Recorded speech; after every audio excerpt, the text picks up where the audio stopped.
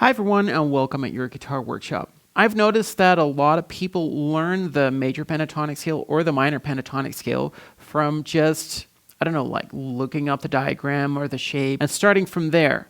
And what I'd like to do in this lesson is to take a little bit of a different approach. So we're going to start with the cage system and then turn those cage chords into the major pentatonic scale. If you're interested in learning more about the acoustic or electric guitar, whether it's fingerstyle or picking, songs, solos, or theory, then you've come to the right channel. If you want to get future updates, then make sure to subscribe and hit the notification icon. In case you're interested in PDFs, lesson PDFs, and more, then make sure to visit my Patreon page and see what I've got in store for you. Lastly, I invite you to sign up for my newsletter.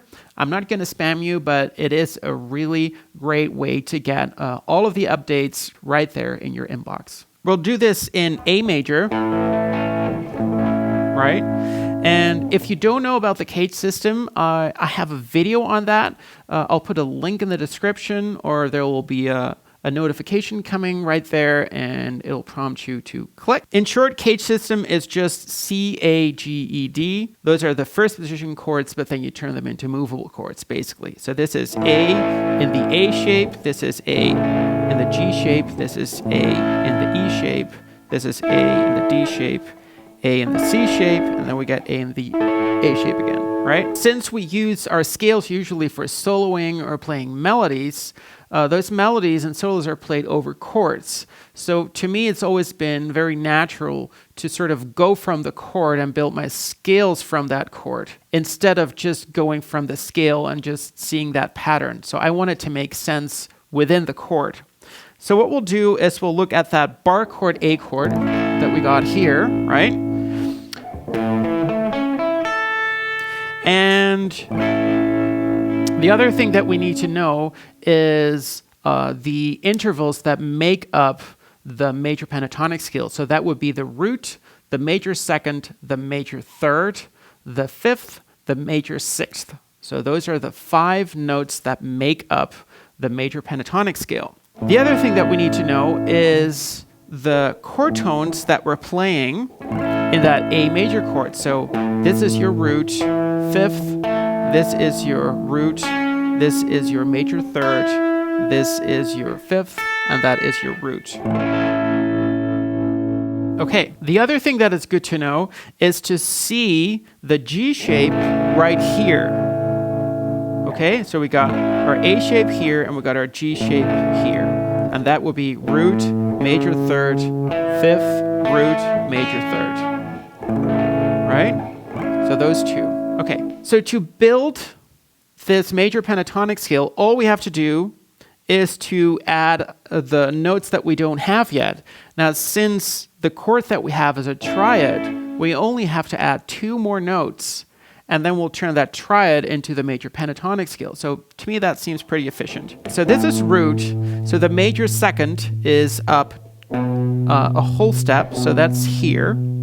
By the way, if you don't know about intervals, I have a video on that too. So you just might want to click the notification there, or you might want to look it up in the video description. So we got root, major second, then the major third is over here. Remember, from that G shape, so major third. So we got root, major second, major third.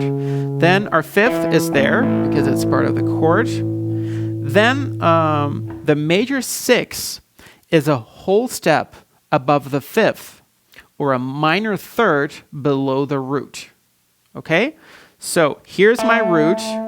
If I want to go a minor third down, that's 1.5 tone. So that's half tone, whole tone, 1.5. So there's my major 6. Okay, so we got the chord, then we got root, major second, major third, fifth, major 6, and now we go back to the root. Okay? And that's again part of our chord. Then the next one is the major second, and the major second sits a whole step above the root, so that could be there, or a whole step below the third. So this is my third, so there's my major second. So we got, then we have our major third, which is part of that chord. Then we got the 5th. And then the major 6 is a whole step above that. That's there. Then we got the root again, which is part of the chord, which sits there. And then we got our 9, right? Or major 2nd. So we got...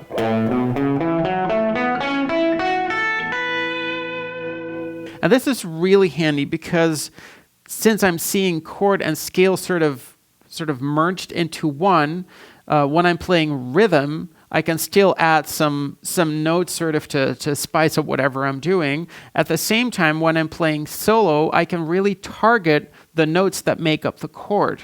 So my solo just usually starts to make a lot more sense. Now you can apply this to every chord in the cage system. And it works really well. So let's try to do the same thing for that G shape that we had. So this is the G shape. And so this is our root, 3rd, 5th, root, 3rd. And then normally the 5th is here, right? Or you have your root there, right? If you really want to stick to the traditional G shape. So we start with the root. Then the major 2nd is a whole step below the 3rd. So that's there, because there's my 3rd. Then I got my 3rd, which is part of the chord. Then my 5th, part of the chord.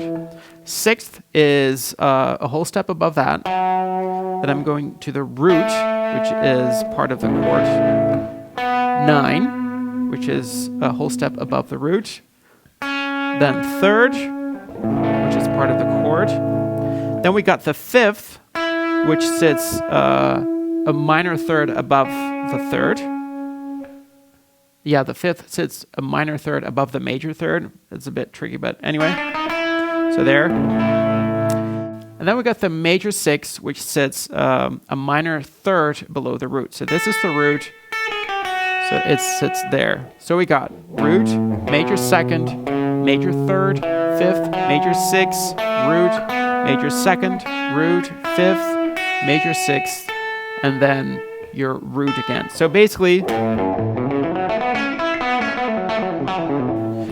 your box 1 pentatonic shape. Even though it is the same as your minor pentatonic shape, the way you probably learned it by now, it looks different to me because I see this as its foundation. I mean, the chords are super simple, and it's not too hard to see them across the neck of the guitar.